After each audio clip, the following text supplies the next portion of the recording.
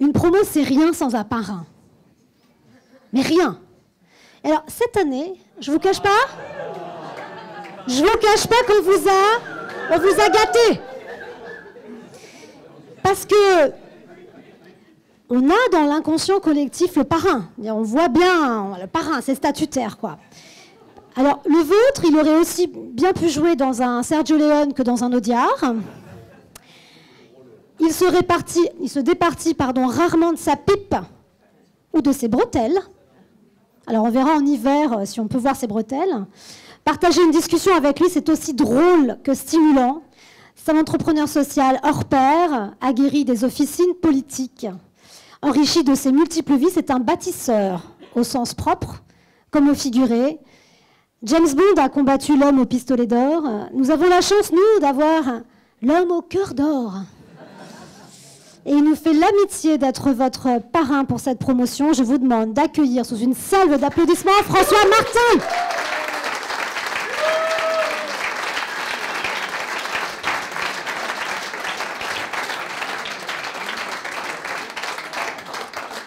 Je crois que ça marche. Non, mais non. Au milieu, très cher parrain. Je vous remercie d'avoir eu mes nouvelles. Ça m'a fait plaisir. C'est un peu trop. Comment va le genou? Mais puisqu'on a parlé de Sergio Leone, je la retiens depuis tout à l'heure, j'ai dit à quelqu'un, vous savez la différence entre la mafia et un solidaire? La mafia, c'est un parrain, un solidaire, c'est 2 par 2. On peut la faire, celle-là. Ouais, c'est possible. Bon, voilà. Alors, comme je fous toujours un peu le bazar, j'ai vu le truc, le changement est en chacun de nous. Et alors là, maintenant, je vais vous prouver le contraire. Comme ça va faire des économies à Ashoka. Alors, ce que je fais en très rapide, parce que je vais vous parler des alliances et des amitiés qu'on a entre les fellows et ce que ça donne concrètement. Parce qu'on est toujours en train de mettre les fellows en avant. C'est bien. Il y a des gros témoignages et je suis vachement touché, moi aussi, ce soir. Je trouve que en termes de déjanté, ça va, ça continue correctement. Mais, sans nos amitiés dans nos équipes, sans nos amitiés avec plein d'autres gens, des ASN, je parlais tout à l'heure avec je sais pas ce qu'il est, directeur à la Tam et Watkins, la façon dont on a été aidé, eh bien nos projets, ils seraient peut-être pas beaux à voir. Donc, je vais vous parler du contraire. Alors moi, ce que j'ai fait dans ma vie, très vite, c'est Shenley, qui est un groupe d'insertion industrielle. On a 3 usines en France, une à Audruic, dans le Pas-de-Calais. On n'est que dans des coins pourris, hein. Le Pas-de-Calais, les Ardennes, j'ai expliqué à quelqu'un que les Ardennes, c'est des gens du Nord qui n'ont jamais trouvé la Lorraine. Vous voyez, c'est un peu bon. Et en Bourgogne. Et alors, on était vachement contents quand on était en Bourgogne parce qu'on pensait qu'à Calais, on avait quand même les RSA les plus cons du monde. Bon. Et quand on a vu les mecs de Bourgogne, ça nous a consolés. Vous n'imaginez pas, quoi. Bon, voilà. Alors, on est dans l'industrie du bois. On a réinséré à peu près 7500 personnes en 35 ans. Et il y a beaucoup de choses qui se passent dans nos alliances. Et de l'autre côté, j'étais fellow pour un autre projet. Je me rappelle, c'était dans l'avion avec Arnaud. Il m'a vu m'engueuler avec un mec de la Caisse des dépôts, que j'ai un peu dit, mais hein, t'as perdu ton âme et tout. Il m'a dit, vous êtes qui? Alors j'ai répondu poliment. Il m'a dit, essayez de voir Ashoka. J'ai jamais été voir. Et c'est Arnaud qui est revenu après avec Sarah, rappelle-toi, c'est la grande époque. Et ça m'a vraiment fait beaucoup de bien. J'aurais jamais monté la foncière sans Ashoka. Alors la foncière, qu'est-ce que c'est en très rapide? C'est on fait des maisons aux normes suédoises, petite enfance, personnes âgées et handicap, et aux normes suisses pour l'écologie. Alors, pourquoi les normes étrangères? D'abord parce que les Français, on se croit le centre du monde, mais il y a des fois des choses intelligentes chez les autres. Puis moi qui suis catho, ces 2 pays protestants, ils ont un autre rapport avec l'argent, ils aiment bien faire efficace, et deuxièmement, c'est des pays qui n'ont jamais été bombardés, ça aide à discuter. Voilà. Alors, le défaut de ces maisons, c'est qu'elles sont trop chères. Donc, j'ai profité, alors celle-là, je la fais régulièrement, comme disait mon professeur de morale, Patrick Balkany, non, celle-là, je l'aime beaucoup, En général, si vous voyez les gens s'endormir, vous sortez ça, ça les réveille toujours. Je suis un des rares citoyens français à vivre d'une loi que j'ai écrite en ministère, à l'utiliser et à ne pas être en prison. C'est quand même quelque chose de bien. Donc, j'avais vraiment rêvé, avec mon ministre, qu'on fasse des finances, l'agrément solidaire, bien sûr qu'on a fait, mais des finances solidaires. Les projets solidaires sont toujours moins crédibles que les bons escrocs d'entreprise. Et on a fait une loi qui oblige les fonds qui s'occupent des salariés, les assurances vie et tout, à mettre 10% dans les projets solidaires. Alors quand on a écrit la loi, rien que la Caisse d'épargne a pris 67 avocats pour essayer de la foutre en l'air. Hein. Faut toujours dénoncer les copains, c'est une vieille tradition française depuis les années 40, vous savez. Bon, voilà. Et on a quand même fait cette loi, et cette loi, elle fait vers le solidaire en France aujourd'hui 4 milliards. Mais il n'y a pas 4 milliards d'euros à dépenser dans les projets solidaires. Mais c'est pourtant très compliqué. Alors les banques ont trouvé des tuyaux, ils en gardent la moitié en liquidité, par sécurité, plus... bon, voilà. Et alors pour faire ces maisons qui coûtent très très cher, en fait on a 40% de fonds propres. Après j'avais inventé un autre truc avec Patrick Vivray au ministère, c'était les fonds hybrides. Et ça c'est un truc, j'ai entendu les fellows ce soir, j'aurais quand même quelques questions sur leur modèle économique, très sérieusement. Et quand on ne peut pas faire payer notre truc, il faut toujours se demander qui va payer. Vous savez pourquoi les vieux marchent voûtés? C'est parce qu'ils se baissent toujours, comme ça les pierres elles passent sur le mec derrière. Voilà. Alors, dans mes logements, je vous donne 2 exemples.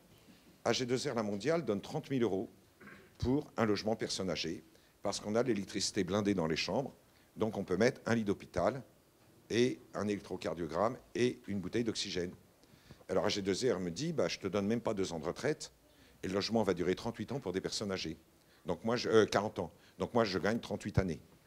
Ou la Fondation Abbé Pierre qui nous a donné, pour certaines familles, 10% de nos opérations immobilières. Mais ça leur coûtait 5 ans d'aide à la famille en difficulté. Donc, non seulement on est fellow, non seulement on est aussi un peu fêlé, on a des bonnes idées, mais il faut qu'on soit imaginatif sur nos modèles économiques, parce qu'on est sur de nouvelles règles du jeu, les clients n'existent pas toujours. Alors, il se trouve que mes amitiés avec les fellows m'ont fait bouger. Alors, je vais les faire dans l'ordre. D'abord, avec le plus vieux fellow, il doit traîner près de sa bouteille de vin. C'est Jean-Michel derrière. Vous le voyez derrière son verre. Alors, Jean-Michel, c'est Ciel Bleu. Vous connaissez tous Ciel Bleu. Si vous ne connaissez pas, vous allez voir sur le site Ashoka. Moi, j'y vais en français parce que je ne parle pas l'anglais. Voilà.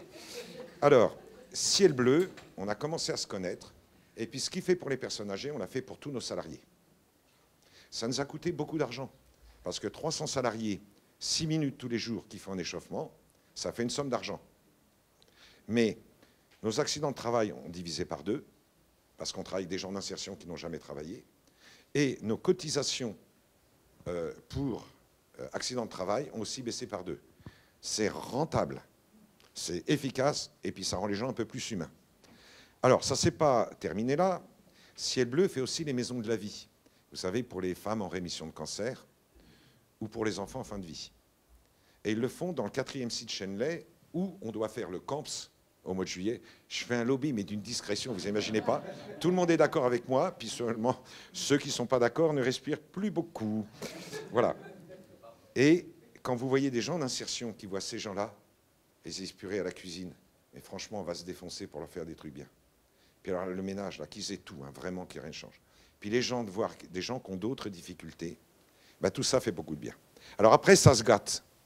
Jean-Michel m'a demandé de rentrer à son CA, parce qu'on a décidé à plusieurs d'être gardiens de nos aventures entre fellows. Alors il y avait De Coninck, de Terre de Liens, qui était au CA de Ciel Bleu, et moi. Puis maintenant, il y a Chantal Montmartre, Chantal Ménégué. Et c'est vachement important, parce qu'on a tous les mêmes peurs, on a tous les mêmes angoisses, on a tous les mêmes ratages, et d'être gardien par rapport à plein de gens qui nous conseillent ou qui sont normaux, et qui conseillent des gens anormaux, des fois, il faut qu'on garde notre âme au milieu de tout ça. Alors, voilà pour Ciel Bleu. Après, sur la partie insertion, il y a le réseau Ecohabitat qui est là, Franck Billot, d'où qu'il est mon Franck, il ne dort pas, ça va. Franck s'occupe des fantômes de la République. C'est des gens qui sont propriétaires de leur masure, qui est complètement insalubre, qui sont incapables de faire un dossier pour se faire aider et qui vivent dans des conditions déplorables. Et Franck a complètement déjanté, il était directeur au Secours catholique, il avait un bon poste, il parlait très bien de la charité, et il a monté REH. Donc pour aider une famille en difficulté, il faut 14 dossiers, il faut trouver des entreprises, il faut accompagner la famille, parce qu'on fait les travaux chez les gens pendant qu'ils sont chez eux, ils ne peuvent pas partir dans un Sofitel ou aux Bahamas pendant qu'on fait les travaux chez eux. Et on a bagarré parce que il y a une grande amitié avec Franck, et avec Elsa, on a bagarré comme des tarés pour qu'ils soient accueillis comme fellow Ashoka, puisque les Amerlocs, ils ont quand même un vrai problème avec les John Wayne français, parce que les John Wayne américains, il l'a fait, bon, c'est bon. Il fallait bien qu'ils montent une société pour faire tout ça, comme d'autres. Et ben, c'est une partie des gens d'insertion chez nous, de l'entreprise d'insertion, dans le Nord, puisque ses bureaux sont chez nous dans le Nord, qui fait les chantiers chez lui. Ben, les gars en insertion, comme en cuisine, on va travailler chez des gens qui sont comme nous. Et là, on a maintenant l'inverse. REH fait des dossiers pour nos salariés qui sont propriétaires de leur maison insalubre. Voilà. Autre partenariat à la noix, on a été lauréat 100% inclusion. Alors, en France, vous savez, c'est très simple. Il y a un chômage de marbre. Il y a une pénurie dans les entreprises. Pour le MEDEF, j'y suis. Il faut, pour être balayeur, avoir Excel et anglais deuxième langue. Les conventions collectives en France, ça ne veut plus rien dire du tout. À mon avis, il doit même y avoir une convention de collectif pour les gardiens de jour dans les boîtes de nuit. Enfin, les trucs, c'est plus rien du tout. Et les associations décident que les gens ne savent pas travailler. Alors, avec Aloïs, les psychoneurologues, on a travaillé sur le fait que tous les gens qu'on avait en insertion étaient structurés sur des processus d'échec. Comment on pouvait inverser ça? Ils sont habitués à l'échec, ils ont leur repère dans l'échec. Dès qu'ils réussissent un truc, ils partent en sucette. On a travaillé avec Elocutia, parce que, notamment dans le Pas-de-Calais, dans les Ardennes, les gens sont grammaticalement ouverts. Puis quand ils s'expriment, je le disais à quelqu'un tout à l'heure, c'est plutôt la parabole de l'évangile de saint Matthieu, la multiplication des pains. Vous voyez, voilà. Bon. Alors, à chaque fois qu'il y a un groupe Elocutia, on les prend que par 6 ou 7, sinon ils n'osent pas parler. Mais il y en a toujours 3-4 qui sortent avec les yeux rougis d'avoir pleuré, d'avoir dit des trucs, d'avoir etc. Et alors, Elocutia, il vous envoie ou un metteur en scène, ou un avocat qui fait l'expertise des œuvres d'art dans le monde, enfin des gens qu'ils n'ont jamais vus. Et apprendre à parler, etc. Il m'est arrivé une anecdote, parce qu'on travaille tout à fond. Il y a une bonne femme qui est venue me voir, 100 kilos, comme ça, rentre dans mon bureau. Elle me dit, Marty, Jean-Luc, il me trompe. Je lui dis, mais qu'est-ce que j'en ai à foutre? Parce que le patron dans le Nord, ça compte. Hein. Je lui dis, mais qu'est-ce que tu veux que ça me foute? Mais c'est quoi ton problème? Jean-Luc, il me trompe. Bon, alors au bout de 10 minutes, elle m'explique, il ne la cognait plus. Je lui explique, mais non.